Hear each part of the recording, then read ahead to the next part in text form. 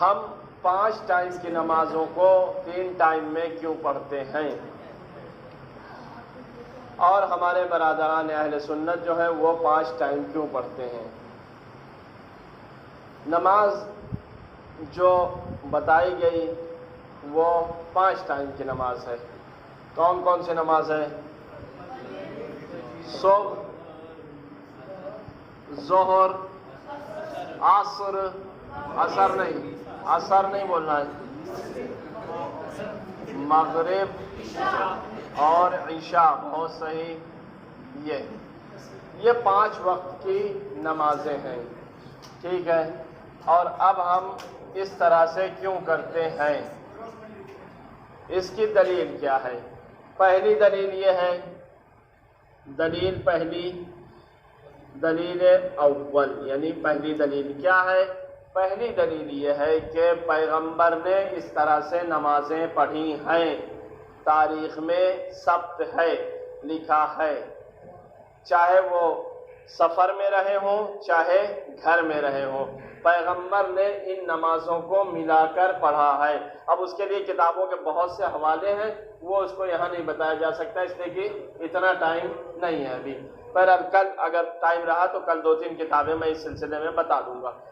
تو پہلی بات کیا ہے؟ پیغمبر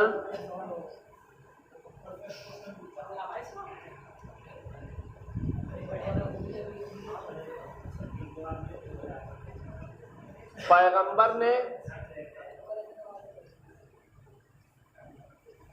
پڑھی، ایک جواب یہ ہے کہ پیغمبر نے پڑھی ہے۔ یہ بات ہمارے یہاں بھی موجود ہے اور سیرت کی تمام کتابوں میں موجود ہے جو اہل سنت کیا لکھی گئی ہے۔ کوئی بھی بحث کرے آپ پوچھئے، جہاں پیغمبر کی نماز لکھی ہے اس میں جا کے دیکھ لیجئے کہ پیغمبر نے دونوں نمازیں ملا کے پڑھی، سفر میں بھی پڑھی، حضر میں بھی پڑھی، یعنی جب مسافرت پہ گئے تب بھی پڑھی، مدینے میں تھے تب بھی پڑھی ملا کے، ایسا نہیں کہ صرف سفر سے مخصوص ہے۔ وہ لوگ یہ کہتے ہیں کہ یہ نماز جو آپ پڑھتے ہیں یہ سفر سے مخصوص ہے، لیکن ایسا نہیں ہے۔ اس کے بعد ائمہ نے نماز پڑھی، ہمارے لیے جو ہے وہ ہے 1 پیغمبر نے، 2 ائمہ نے بھی اس طرح سے نمازیں پڑھی ہیں، دونوں نمازوں کو ملا کے۔ 6 امام نے بھی پڑھی، امام علی علیہ السلام نے بھی پڑھی، 8ویں امام نے بھی پڑھی۔ وہ اس وقت جب ظاہراً 8ویں امام سے ایسا نقل ہے کہ جب وہ مناظرہ کر رہے تھے یحییٰ ابن اقسم سے، تو غالباً مغرب عشاء کا وقت آ گیا یا ظہرین کا وقت آ گیا، تو امام نے دونوں نمازیں ساتھ میں پڑھی تھیں۔